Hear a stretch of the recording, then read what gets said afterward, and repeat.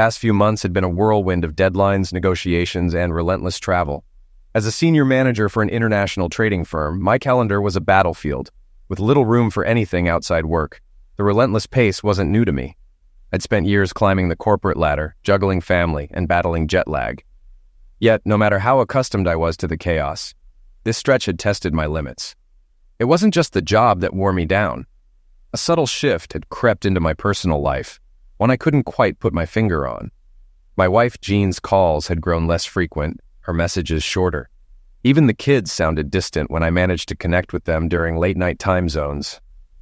It felt as though the fabric of my life was unraveling, thread by thread. But I kept telling myself that it was just the distance talking. After enduring a grueling 20-hour flight from Singapore to Chicago, including a tedious layover in Taipei, I arrived at O'Hare drained and disheveled.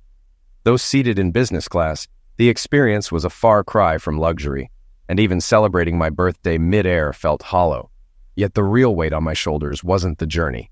It was the meeting awaiting me back in Chicago, where the head of our international trading desk was poised to deliver a reckoning.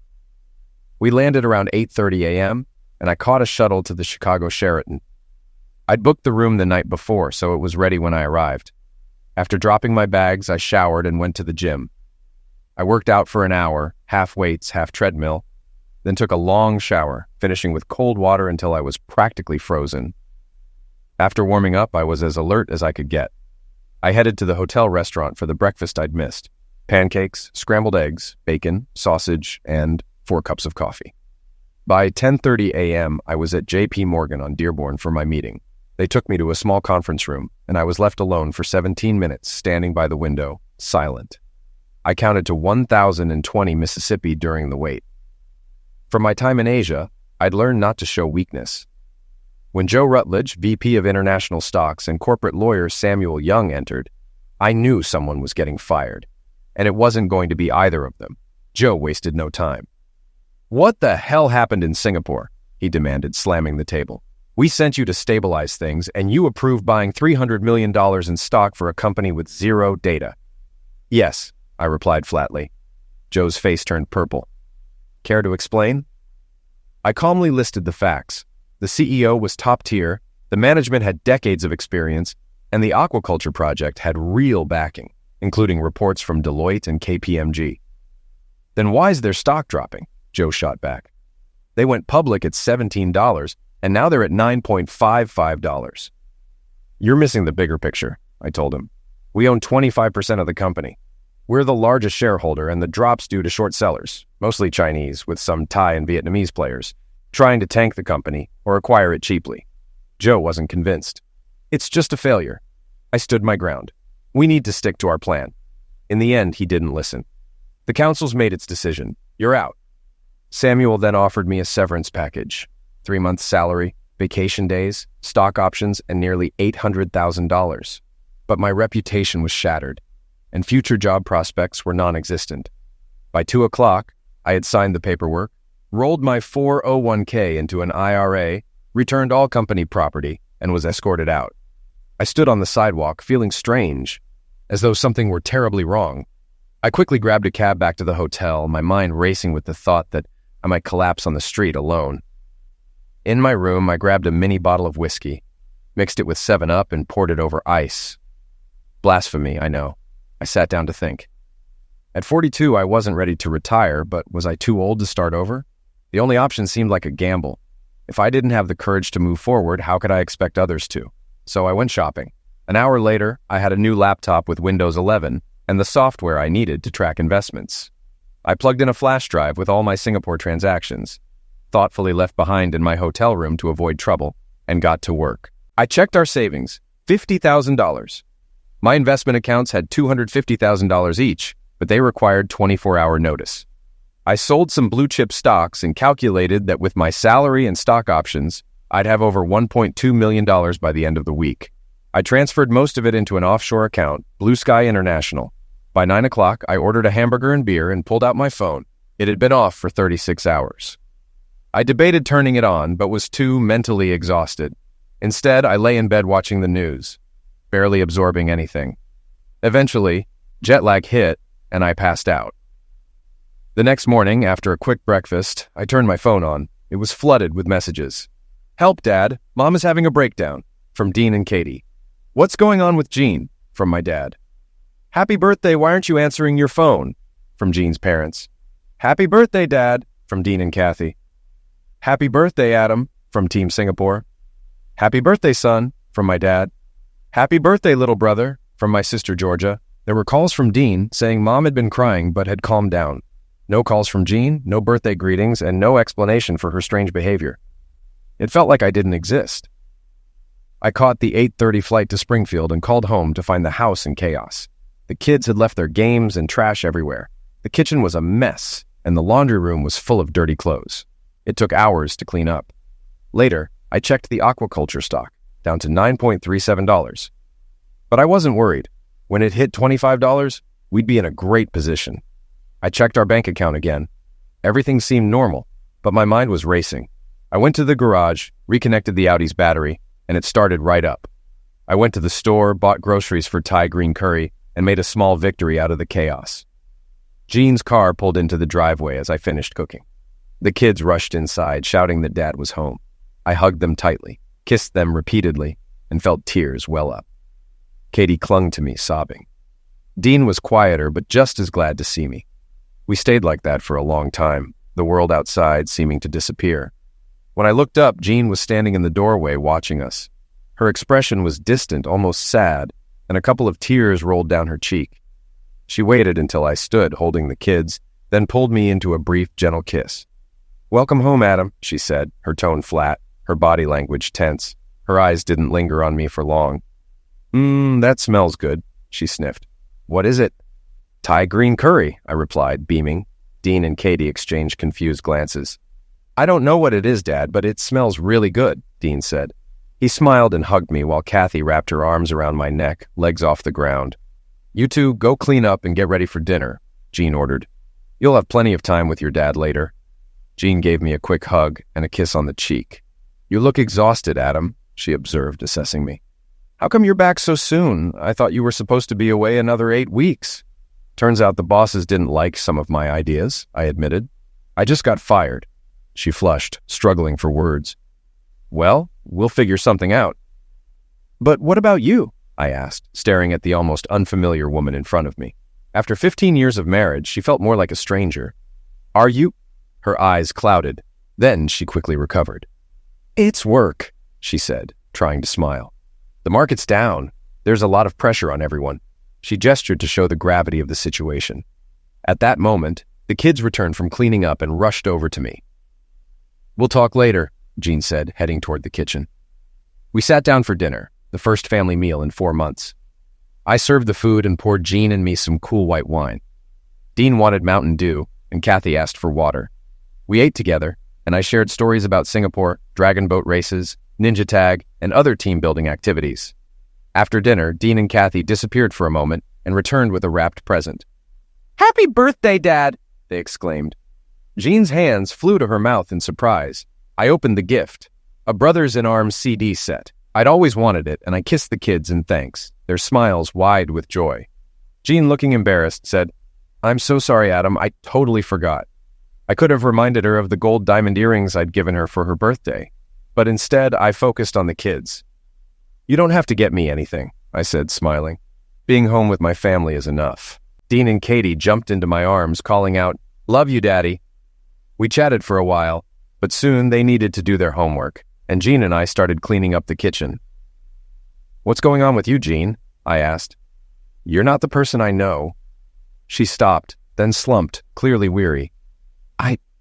I don't know, Adam. I guess I'm depressed. You've always traveled a lot, but this last time was too long. It feels like we don't even live the same life anymore." She started crying. "I feel lost." I pulled her into a hug. She resisted for a moment, then let me hold her as she sobbed softly. We stayed like that for a while, but I knew we couldn't solve everything in one night.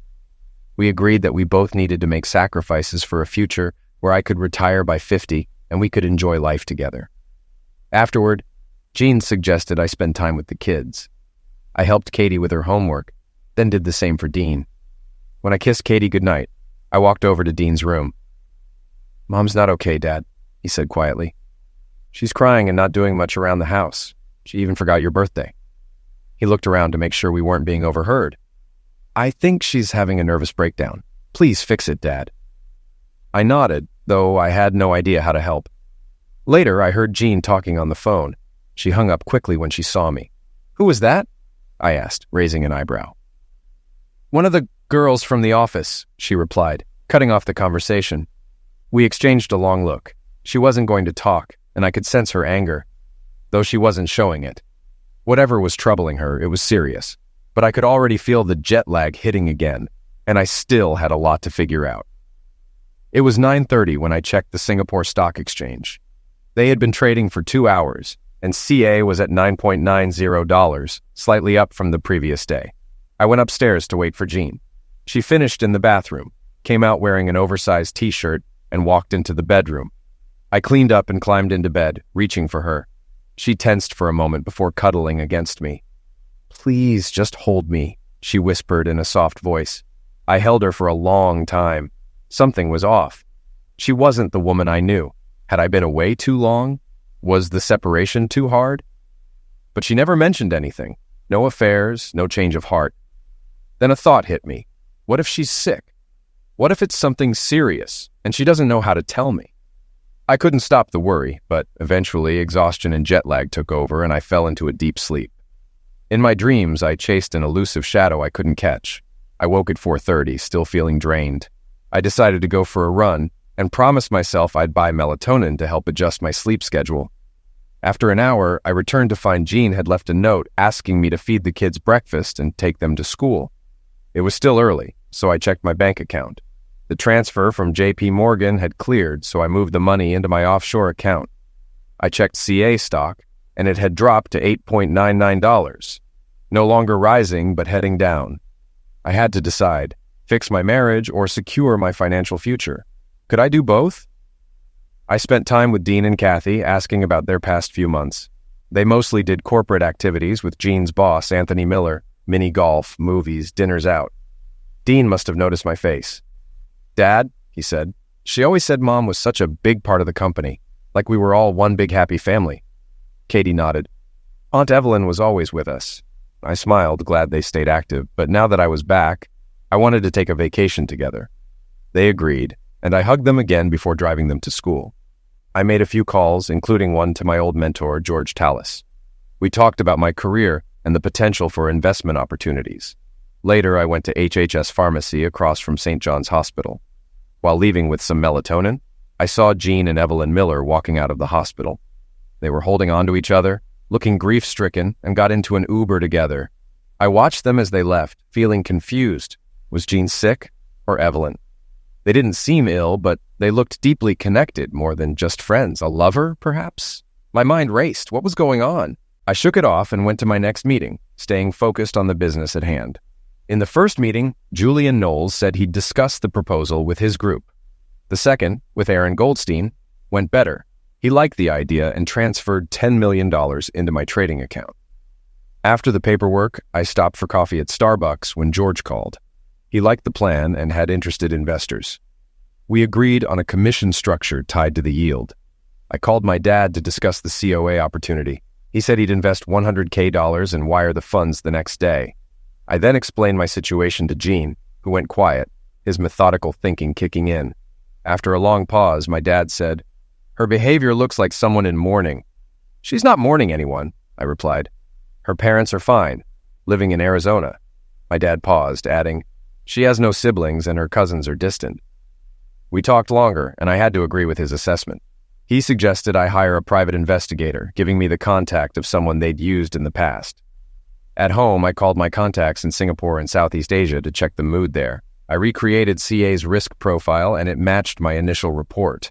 Solid management, rational numbers, and the key factor, everyone in the management team had invested their own money. That made my position stronger. Everything was ready for trading when SSE opened. While waiting, I called the private investigator, Clarence Williams. His southern drawl felt deliberate, but his mind was sharp. He asked for a $5,000 advance, promising to start the next day, thanks to my dad's referrals. I sipped coffee, trying to calm my nerves. Dean and Kathy came home late from practice, and I spent time with them, but mentioned I had work to do. Jean arrived looking tired, but more focused than the night before. "I got Chinese," she said, kissing me on the cheek. "Are you working?" she asked. "Hi, Jean," I replied, keeping things distant. No affection came from her either, just like when I was a kid. "I'll be working from 7. "Okay," she said, uncertain. "I have a present for your birthday." She handed me a small gift, a card that said, "Happy birthday, Adam, love, Jean." Inside was a bottle of Hugo Boss aftershave. I thanked her, and she kissed me on the cheek, which felt impersonal. At dinner, Dean and Kathy talked about their day while Jean remained quiet. We discussed changes during my absence. Dean mentioned the old skate park being closed, and Kathy said it was good that Mr. Miller had turned a house into a shelter for misused teens. I raised an eyebrow.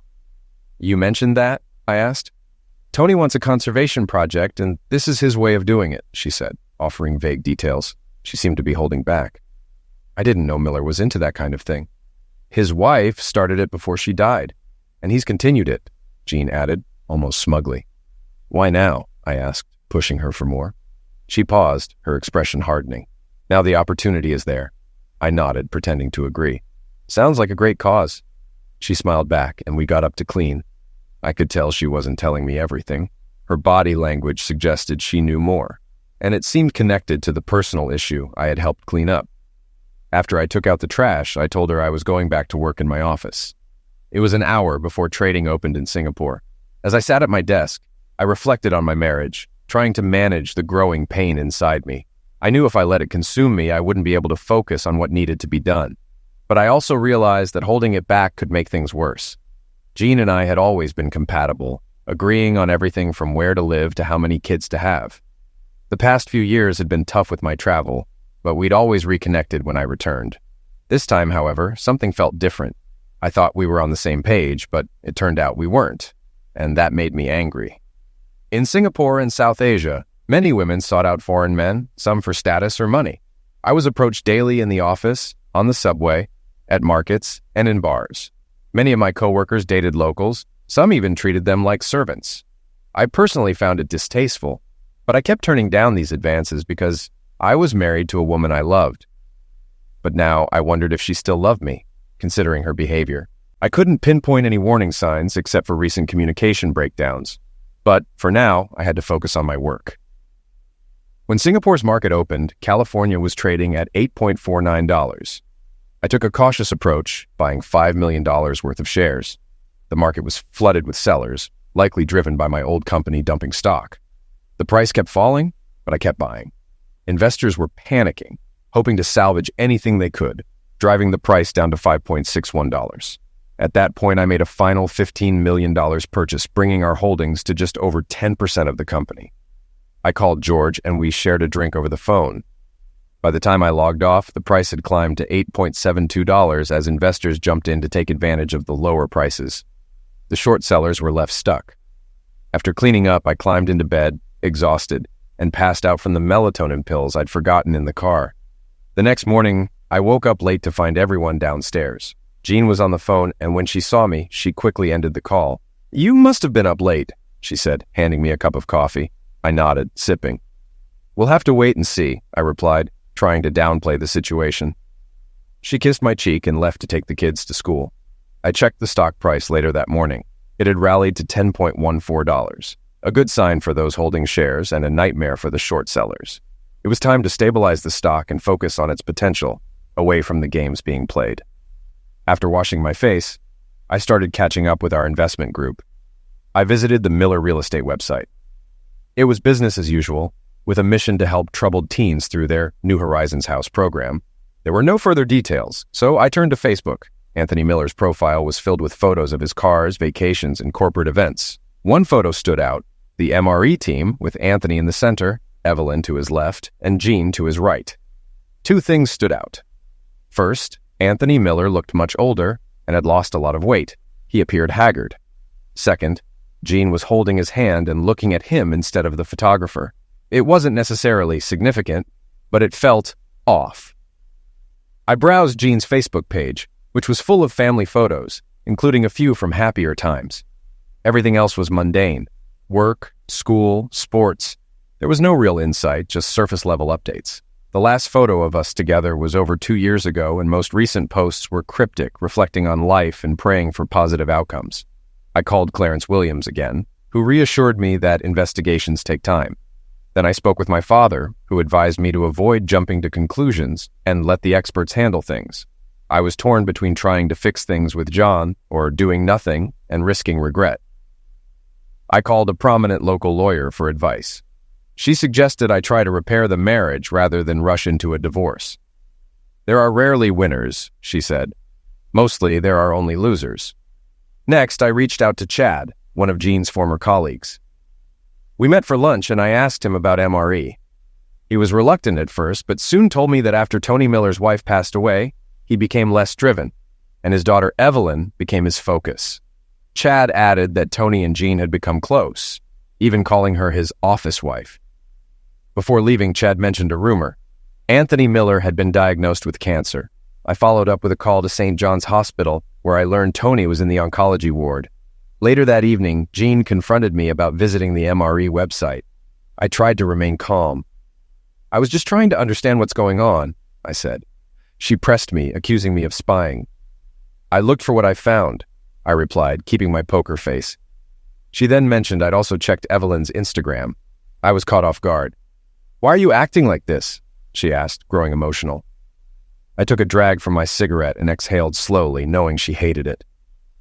Who are you? I asked, trying to keep my voice steady. Jean struggled to answer, finally saying, I'm your wife, Adam Carter. That's who I am. But her tone lacked conviction. She looked at me, unsure of herself. I'm not sure, she added quietly. I stepped back as Jean gasped and ran inside. I finished my drink and went to work. CEA's stock was climbing, hitting $11.92 with strong momentum. I stayed online, tracking the market. While most stocks were flat, CEA was showing significant movement. A couple of hours later, George and I agreed this was a solid trend we could take advantage of. That night, I crashed on the fold-out couch with a blanket. The next morning, I was surprised to see CEA closed at $13. The trend was strong, and our investors had doubled their money. If it hit $25, we'd see over 300% profit. After getting the kids off to school, I went to the gym, then grabbed a late breakfast at IHOP, making some calls. Later, I met with George for 2 hours to discuss starting a joint brokerage, with offices in Springfield and Chicago.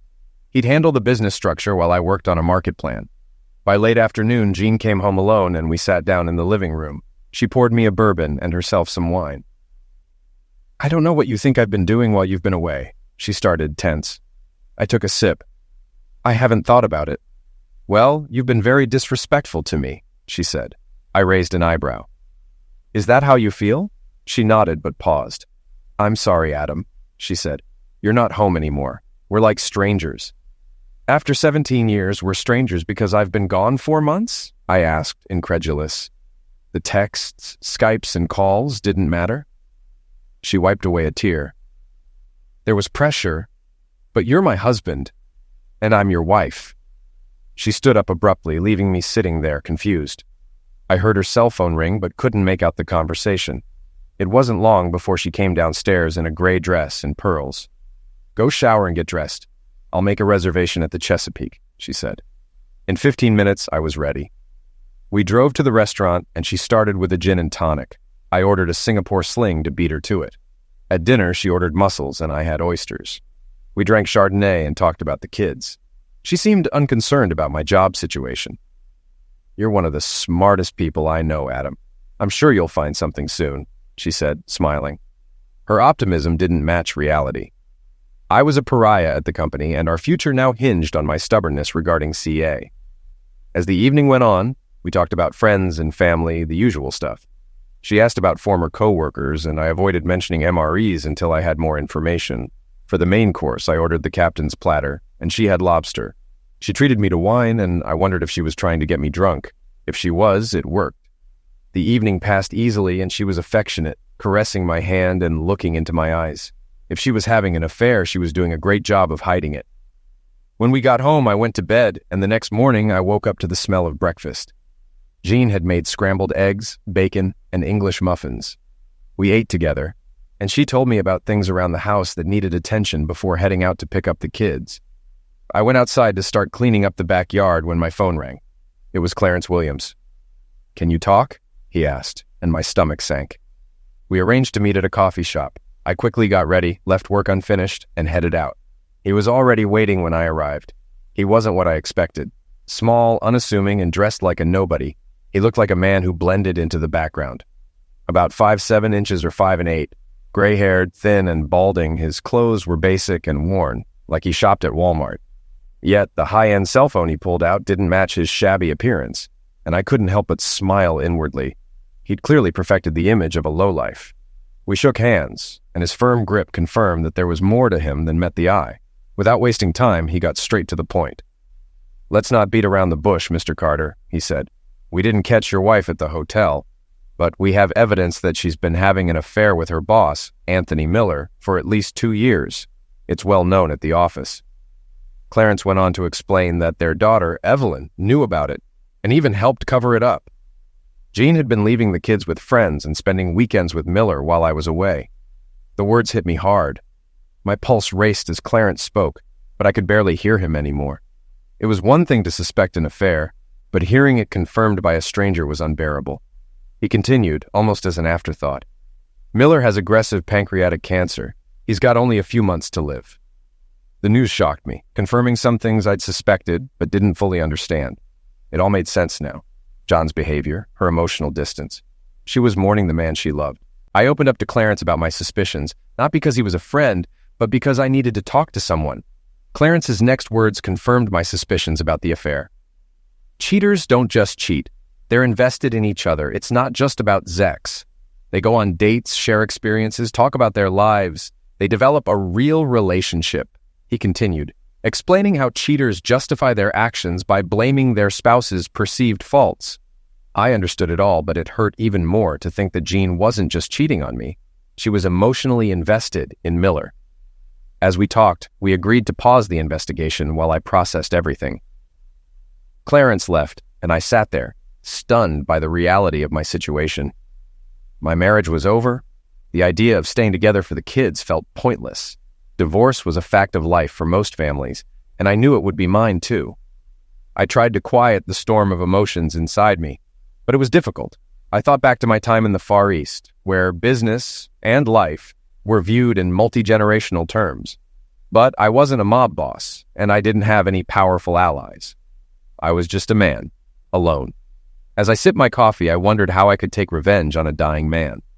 For Jean, it was simple. Take away something she loved. I didn't have a solid plan yet, but an idea was starting to form. First, I needed to deal with Miller.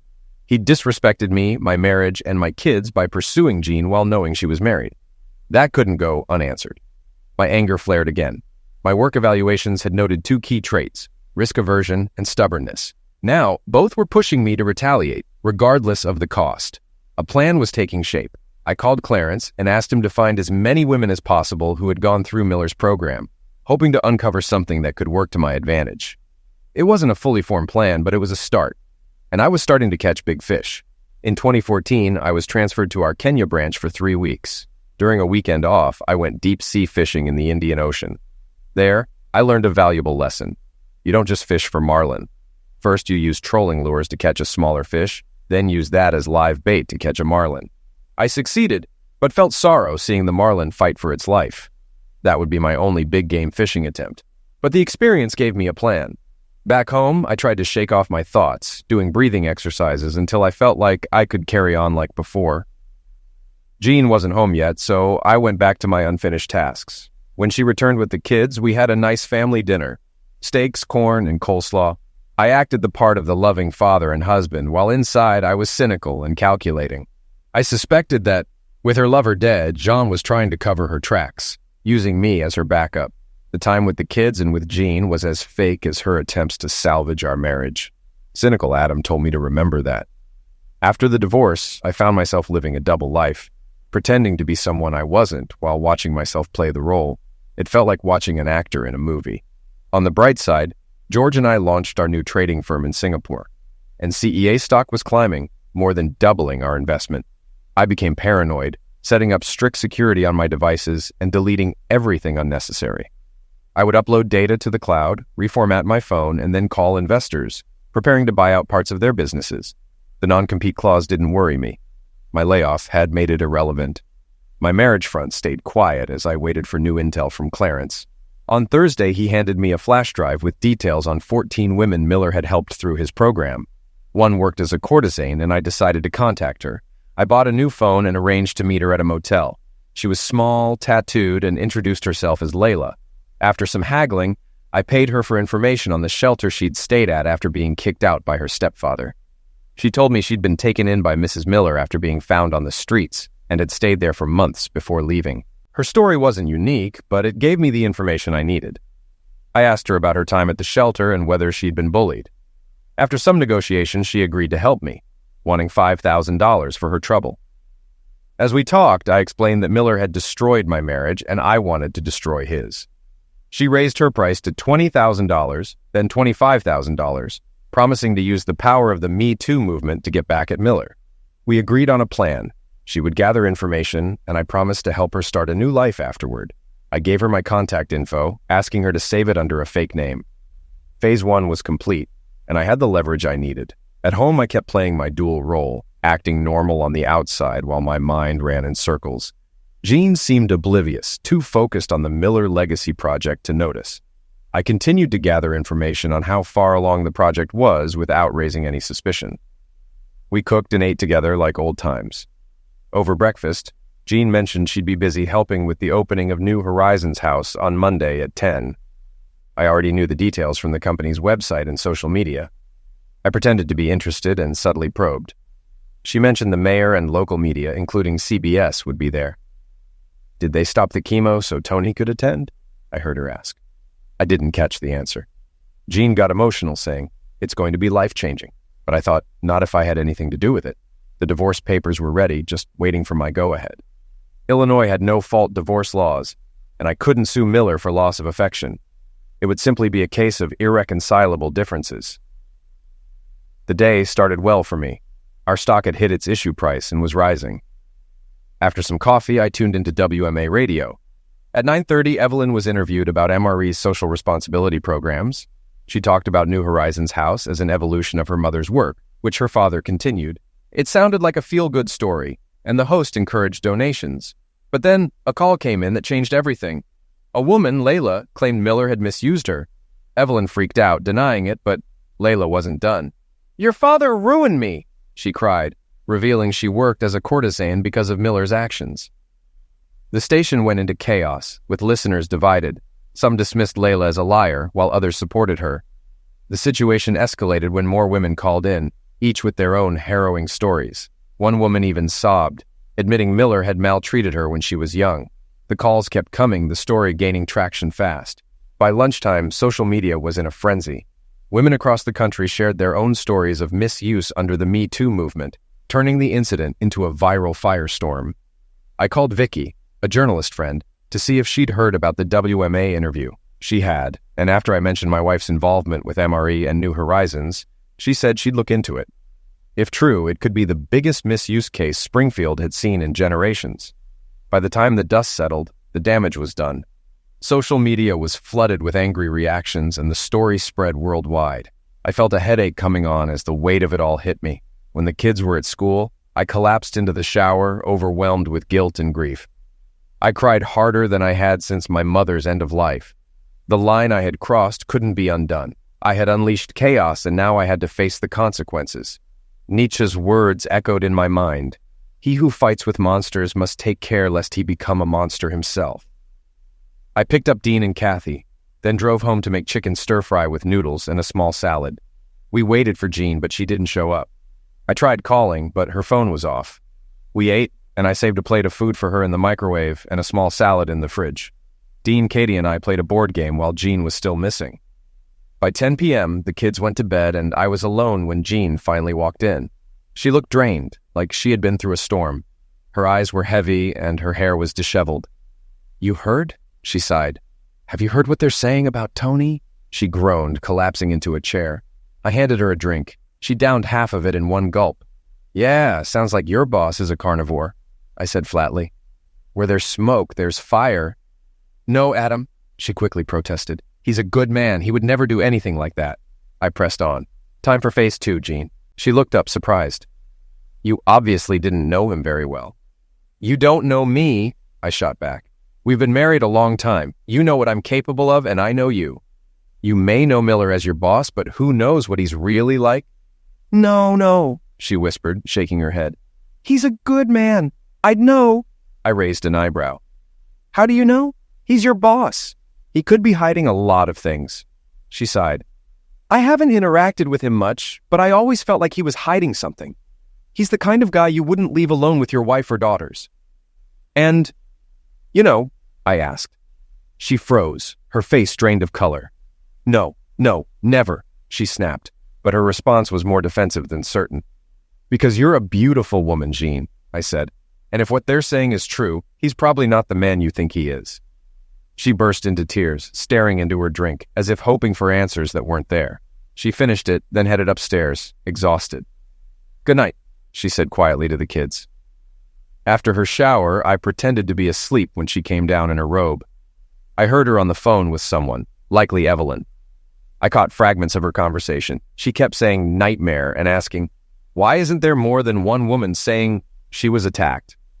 Then she mentioned, I don't think this will go away easily. She made a second call. Hi, Tony, I heard her say, her tone more soothing. I caught snippets. It'll all be resolved. It's a misunderstanding.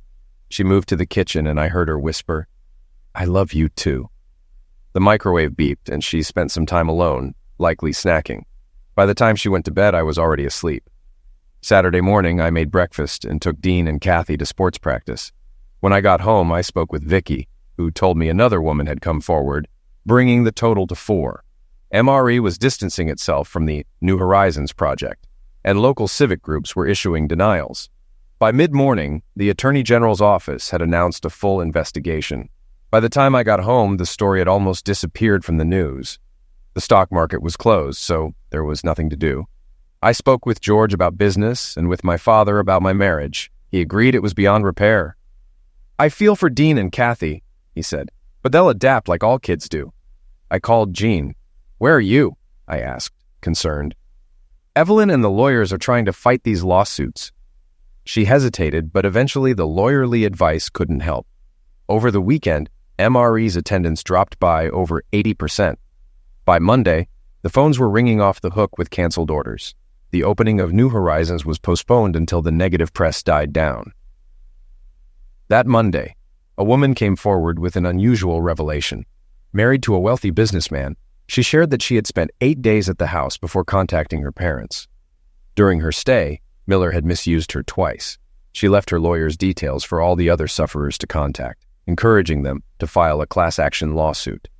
By the end of the week, 5 things had happened. First, Miller was interviewed at the hospital by the district attorney, but his condition worsened afterward. Second, 3 of the 5 women came forward and testified, all claiming to have been attacked around 5 years ago.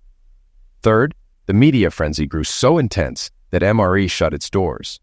Jean, still hopeful, told me every night how Evelyn was trying to keep the business afloat while vendors and customers left. Fourth, the stock price for CA had risen past $24, and I was selling shares in blocks. Each snapped up quickly without affecting the price. We recouped our initial investment and still held 2/3 of the stock. Fifth, I was ready to celebrate. My dad had taken Dean and Kathy for the weekend, and I'd bought a chilled bottle of 2012 Veuve Clicquot. But when I pulled into the driveway, I saw an MRE-branded BMW parked next to Jean's Lexus. I entered the house to find Jean crying, with Evelyn consoling her. Ladies, I greeted them, walking over to the crystal cabinet. I uncorked the champagne with a flourish and filled 3 glasses. They stared at me, stunned, as I raised a glass. Salute, I said, drinking half of mine with a burp. Then the shouting began. John, you're divorcing me? I asked, coldly. I thought we were a family. I spotted divorce papers on the coffee table. Evelyn, how could you? I continued, turning to her. Adam, don't you care about your wife? She asked, but I just handed Jean a drink. We're celebrating the end of an era, I said. I finished my glass and reached for the bottle. Hello, Evelyn, I smirked. First, I could, and I did. Confused, she blinked. Second, I stopped caring about her when she became your father's hoe. I knocked over my glass in a mock toast. Here's to your father's legacy, Evelyn. I hope he lives long enough to stand trial so the world knows what a piece of crap he really is. Evelyn turned white and collapsed. Turning to Jean, I said, "Get a lawyer. The kids will stay with my father until custody is settled." Jean stared at me, terrified. It was clear I had become the monster I feared. Evelyn dropped her glass, and both women looked at me as if I were mad. "You left me alone so often. I needed human contact," I mocked. Jean tried to justify herself, but couldn't meet my gaze. "I understand," I said humorlessly. "And how's that working for you now?" Then Evelyn snapped. "How many women did you sleep with while you were gone?" she yelled.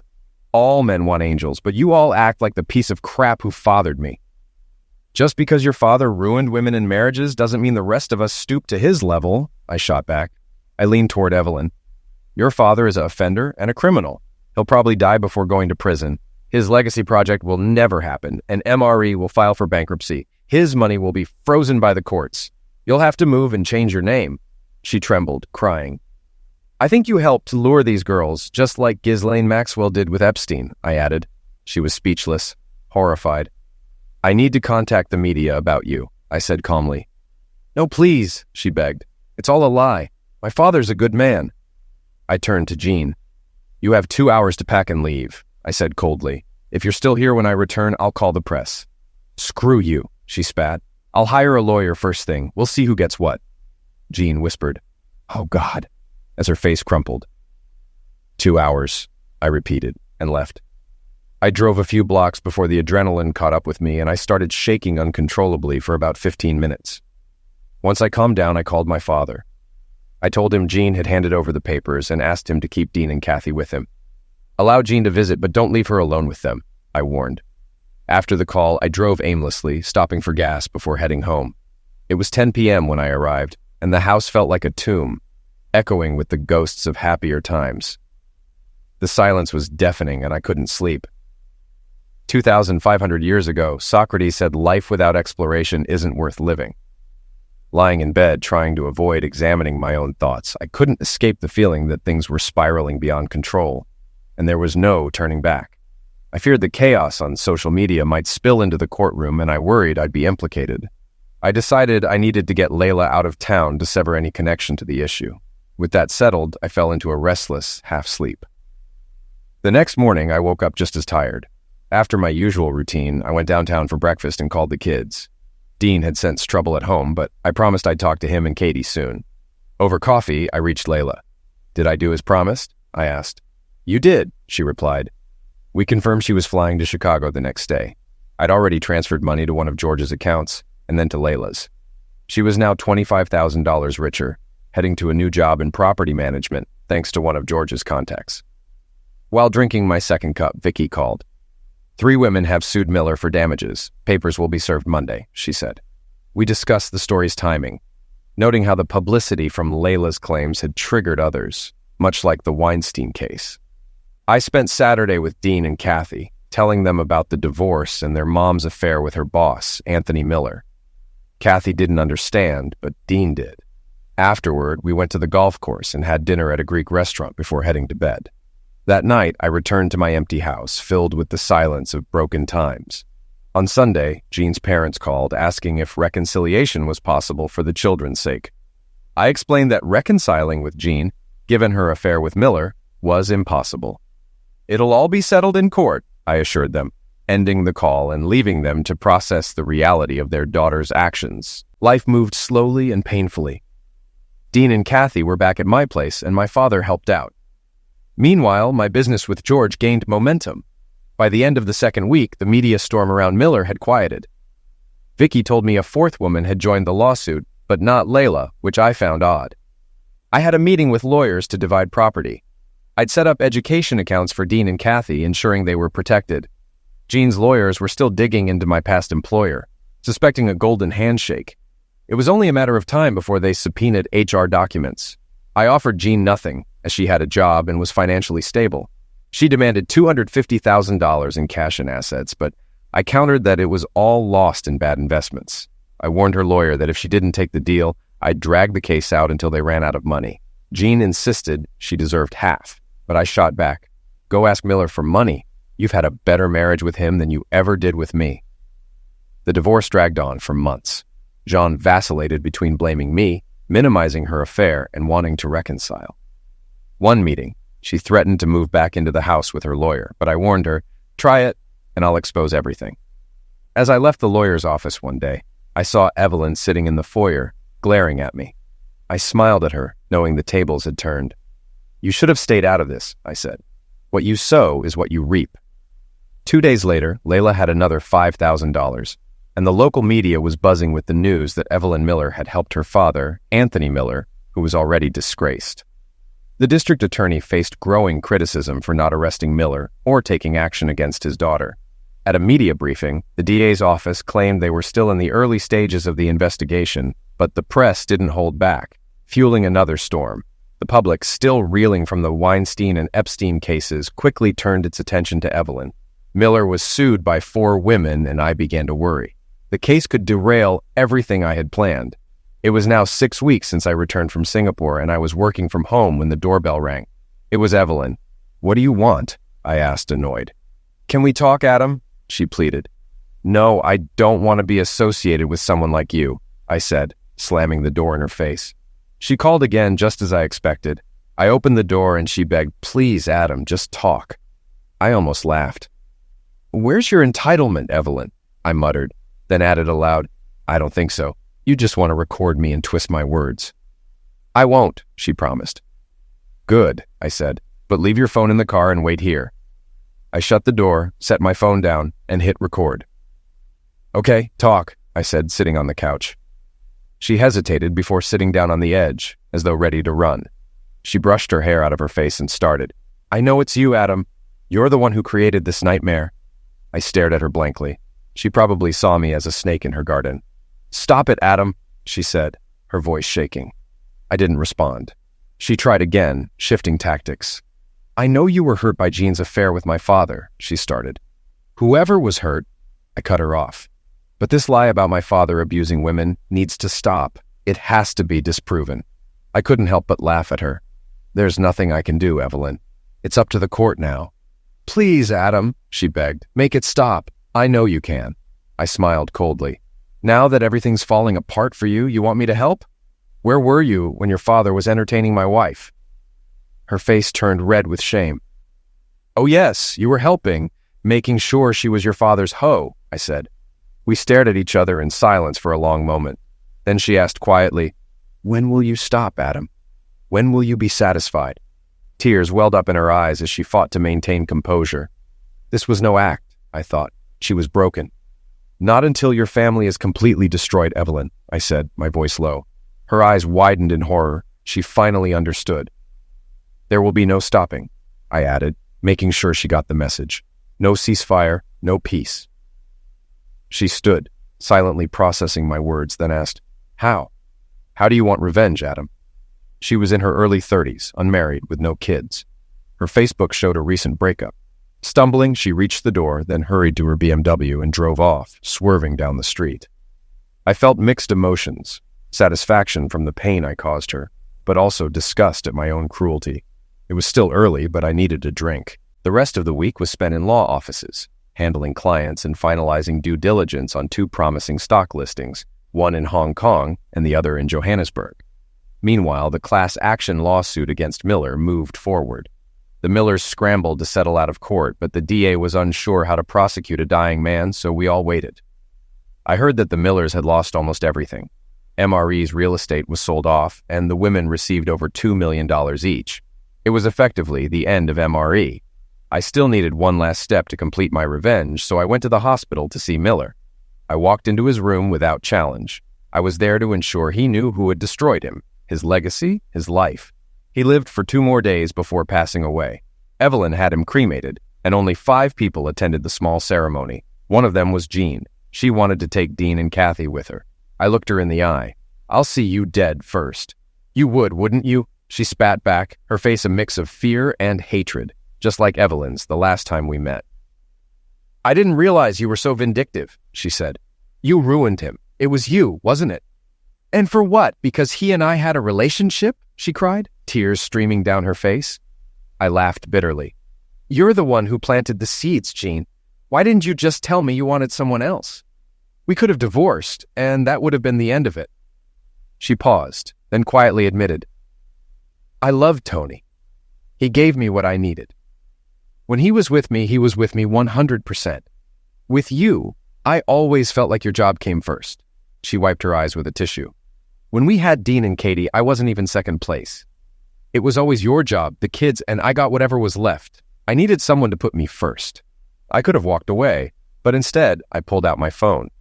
"Listen to this," I said, playing a recording of Miller's voice. "Was it worth it?" I asked. "No," Miller wheezed. "You ruined everything I spent my life building." I laughed harshly. "It's your fault, Miller. I ruined you." "How did you find out about me using them?" he gasped. I laughed again, then stopped. I thought I was imagining it, but now I get why those women went after you. It only took one crack, and everything shattered. "Screw you, Carter," he wheezed. He tried to sit up, showing the last of his defiance. Jean collapsed catatonic. I walked away. She was no longer my concern. When MRE started selling assets, I bought the house they were turning into New Horizons House for cheap. It wasn't easy to get everything together, but it fell into place like it was meant to be. Once the deal was done, I went public, announcing that I'd bought the house and was turning it into a shelter for misused women, run entirely by women. I renamed it Joy Carter House in honor of my mother. My dad cried and kissed me. Dean and Kathy were impressed. The house was put in trust, with me, Dad, and the 4 women who sued Miller as trustees, all contributing to make it happen. The local media hailed it as Project Phoenix, showering praise on us, though I stayed out of the spotlight. It helped me look good in court during my divorce. Jean got primary custody of the kids, and I paid alimony until they turned 18. She'd stay in the house, but pay half the mortgage. Alimony was off the table for her. During asset division, Jean accused me of hiding money. I told her to drop it or I'd ruin her life. She backed off, wary of upsetting me. That's what fear looked like. I told her she'd get a cut when the house sold, and we were done. The divorce took a while, but eventually I got a 3-bedroom condo for the kids. I had them almost every weekend. Jean went back to selling houses, so weekends worked out well for me. I missed the kids when I traveled, especially to the Far East, but overall, life was decent. I laughed at myself. Things were bad, but not that bad. Jean's relationship with Evelyn ended after I showed her the recording of Miller. I also circulated an edited tape of his confession. Evelyn left a couple months later, and I never heard from her again. I met Layla, whose real name was Leanne Roxton in Chicago. She had turned her life around. "Did you know?" I asked her, curious about the unspoken truth. She admitted that no one directly acknowledged the misuse out of fear. I offered $5,000 to a few women I knew to say they were misused, but Layla was skeptical. The second woman I reached out to was Rita French, who broke down on the phone. After the radio broadcast of Miller's daughter, Rita finally came forward. "You could have made so much money," I said, sympathizing. She shook her head. "By the time they sued Miller, I was in Chicago. I didn't know what was going on. When I looked again, it was over. But you gave me a good start, Adam. Thank you." That was it. My revenge was complete, and it had gone better than I expected. I kept telling myself I wasn't a monster, but was I? The Millers were finished, like something out of fiction. I'd learned the art of revenge and executed it in ways I never imagined. Business was thriving, and George was talking about retiring, maybe selling me his share. Dean and Kathy adjusted as teenagers do. School, friends, sports. Mom and Dad became background players, useful for cash and rides. Life went on. 4 years after the divorce, Jean married an older man. Dean and Kathy liked him. I remained single, still struggling with trust. Encouraged by my father, I started seeing a counselor to work through my issues. But it was clear I still had a long way to go.